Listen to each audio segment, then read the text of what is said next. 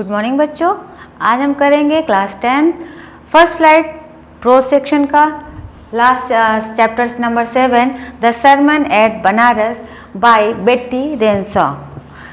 जैसा कि टाइटल है द सरमन क्या होता है? होली प्रीचिंग यानी उपदेश, जो किसी धर्म से रिलेटेड या कोई महागुरु जो हमें कुछ बताना चाहता है, जिन्हें हम उपदेश कहते हैं। तो जो ये फर्स्ट सरमन है और जो बनारस में हुई थी, ये किया था लॉर्ड बुद्धा ने। लॉर्ड बुद्धा को आप जानते होंगे।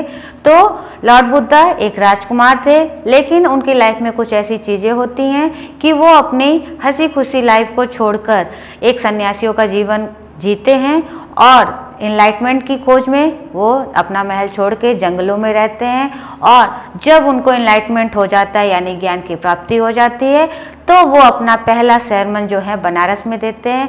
बनारस जो कि अब वाराणसी के नाम से जाना जाता है। तो सबसे पहले हम थोड़ा सा इसका इंट्रोडक्शन देख लेंगे so that you could get the gist of the chapter. Now let's have a look. The chapter gives a brief sketch of the Buddha and a gist of his first sermon at Banaras. इतना आपको clear है? The real name of the Buddha was Siddharth Gautam. उनका real नाम क्या था? Siddharth Gautam. He was a prince and was sent for schooling in Hindu scriptures at the age of 12. वो एक राजकुमार थे, महलों में रहते थे। उनका जो रियल नाम था वो सिद्धार्थ गौतम था और 12 इयर्स की एज में उनको हिंदी स्क्रिप्चर पढ़ने के लिए कहाँ भेज दिया गया? दूसरे स्कूल में भेजा गया। At the age of 16 he was married. उसके बाद क्या हुआ? 16 ईयर की एज में उनकी शादी हो गई। At the age of 16 he was married. He was doing well in his life. उनकी लाइफ में सब कुछ अच्छा चल रहा था। राजकुमार थे, सारी सुख सुविधाएं, सारी जो खुशियां होती हैं उनके पास थी।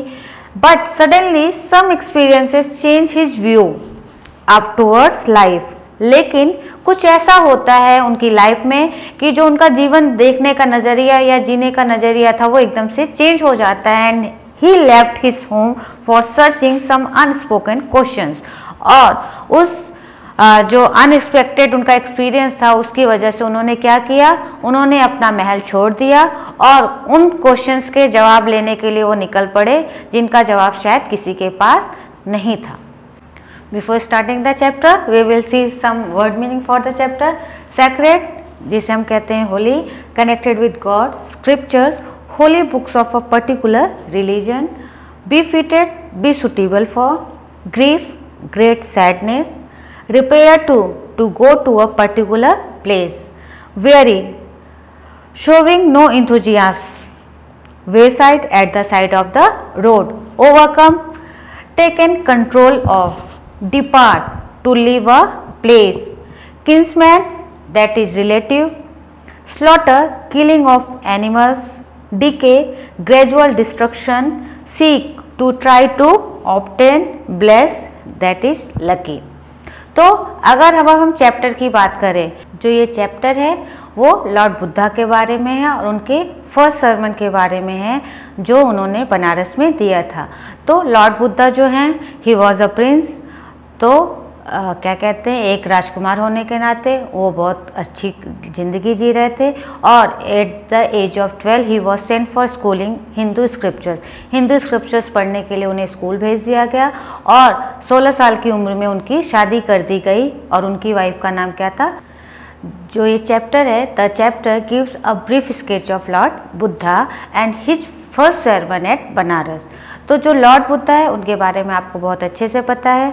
और जो ये सरमन है, जैसा कि ये टाइटल है the first sermon at Banaras, तो जो लॉर्ड बुद्धा ने अपना पहला उपदेश बनारस में दिया था, जो कि अब वाराणसी के नाम से जाना जाता है, उसके बारे में ये चैप्टर हमें बताता है। तो जो लॉर्ड बुद्धा थे, he was a prince, he was doing well with his life. उनकी लाइफ अच्छी खासी चल रही थी। राजकुमार थे, सारी जो सुख सुविधाएं एक राजकुमार होने के नाते उनको मिलनी चाहिए, उनके पिता ने उनको वो सारी सुख सुविधाएं प्रदान की थी। और 12 साल की उम्र में उनको हिंदू स्क्रिप्चर्स का अध्ययन करने के लिए दूसरे स्कूल में भेज दिया जाता है। और वहाँ से जब वो पढ़ के लौटते हैं तो 16 ईयर की एज में उनकी शादी कर दी जाती है और उनका एक बेटा भी होता है और वो अपनी शादीशुदा लाइफ को बहुत अच्छे से एंजॉय कर रहे थे, यानी अपना जीवन अपने परिवार के साथ अच्छे से बिता रहे थे और तकरीबन 10 सालों तक उनका जीवन ऐसे ही चलता रहा। लेकिन अब कहानी में एक मोड़ आता है कि जो राजकुमार हैं वो एक शिकार पे जाते हैं और वहाँ पे कुछ ऐसी अनएक्सपेक्टेड चीज़ें वो देख लेते हैं कि जो राजकुमार है वो बहुत दुखी हो जाते हैं। तो वहाँ पे उन्होंने क्या क्या देखा था? ही सा अ सिक मैन, उन्होंने एक बीमार आदमी को देखा, देन एन एज्ड मैन, एक बूढ़े आदमी को देखा और फाइनली अ फ्यूनरल प्रोसेशन, और उन्होंने अंतिम क्रिया की एक्टिविटी को देख लिया, यानी दाह संस्कार की रस्म को उन्होंने अपनी आंखों से देखा। क्योंकि जो राजा थे उन्होंने राजकुमार को हर वो सुख सुविधा दे रखी थी जहाँ पे केवल खुशियाँ ही खुशियाँ थी। तो राजकुमार जो गौतम है उनको पता ही नहीं था कि दुख क्या होता है। लेकिन अनफॉर्चुनेटली जिस दुख से राजा अपने बेटे को बचाना चाहते थे वही चीज़ उनके आंखों के सामने आ गई और उस दुख को देखकर जो राजकुमार है वो बहुत ज़्यादा विचलित हो जाते हैं। तो गौतम बुद्ध जो इन दुख को देखकर बहुत दुखी हो जाते हैं वो फाइनली क्या करते हैं, इन दुखों के कारण को ढूंढने के लिए अपने महल को छोड़कर चले जाते हैं। वो जंगल में फिरते रहते हैं और तकरीबन ऐसा करते करते वो 7 साल बिता देते हैं और फिर 7 साल बीत जाने पर वो क्या करते हैं, एक पेड़ के नीचे बैठ जाते हैं और वहाँ पर वो ध्यान लगा लेते हैं। और क्या होता है, 7वें दिन उनको जो होती है ज्ञान की प्राप्ति हो जाती है और जिस पेड़ के नीचे वो बैठे थे उस पेड़ का नाम हो गया बो, यानी कि ज्ञान का पेड़। और इस वजह से जो लॉर्ड बुद्धा हैं, मतलब उनका नाम जो गौतम था उनका नाम पड़ गया लॉर्ड बुद्धा। तो जब उनको ज्ञान की प्राप्ति हो गई तो उन्होंने अपना जो पहला उपदेश था, जो पहला sermon था वो बनारस में दिया। तो अब इस चैप्टर में एक एनेक्डोट है, एक दंत कथा है जहाँ पे जो ये फर्स्ट sermon का जो उद्देश्य था वो लॉर्ड बुद्धा हमें बताते हैं। अब जो ये दंत कथा है उसमें जो लॉर्ड बुद्धा हैं बताते हैं कि एक औरत होती है, एक महिला जिसका नाम है किसा गौतमी। उसका एक बेटा होता है जो किसी कारणवश खत्म हो जाता है, उसकी मृत्यु हो जाती है।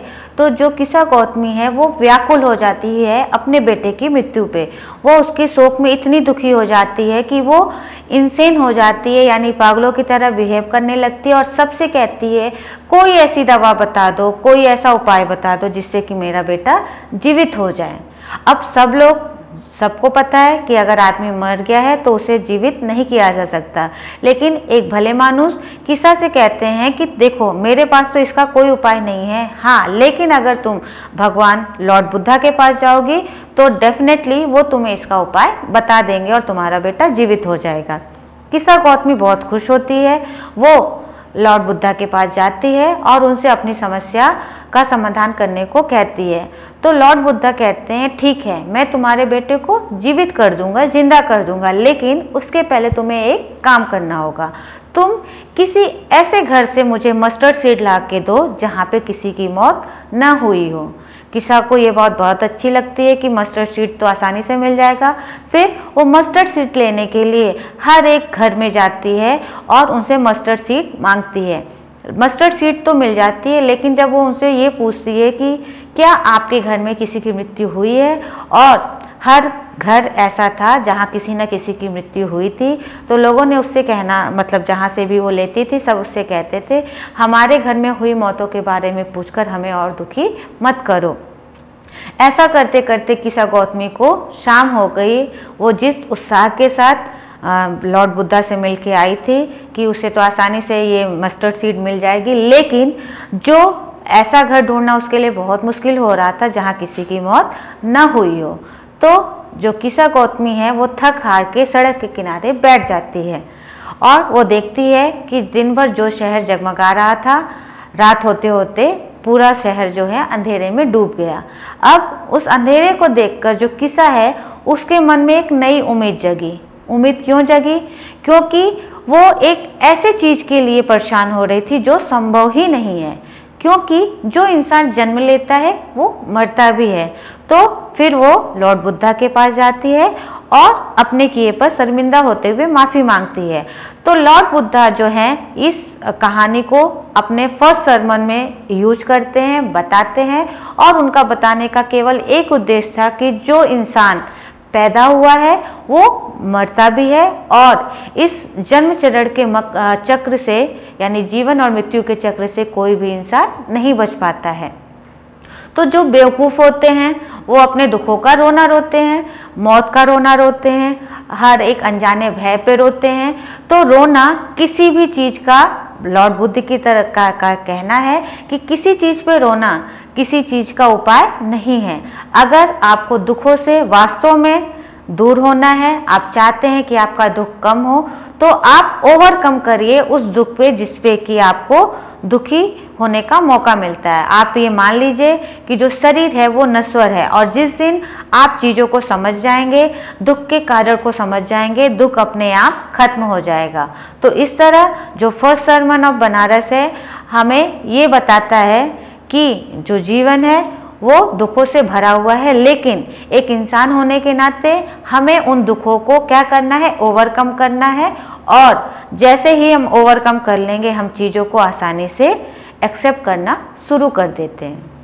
तो लॉर्ड बुद्धा कहते हैं, जैसे ही a person who can overcome with his sorrow he can lead a peaceful mind, और मानसिक शांति आते ही जो इंसान है वो हमेशा खुश रहने लगता है। So that's all from my side. आप चैप्टर वापस से पढ़िएगा और देखिएगा, चैप्टर में आपको दी हुई बातें बहुत अच्छे से समझ में आ जाएंगी। Thank you.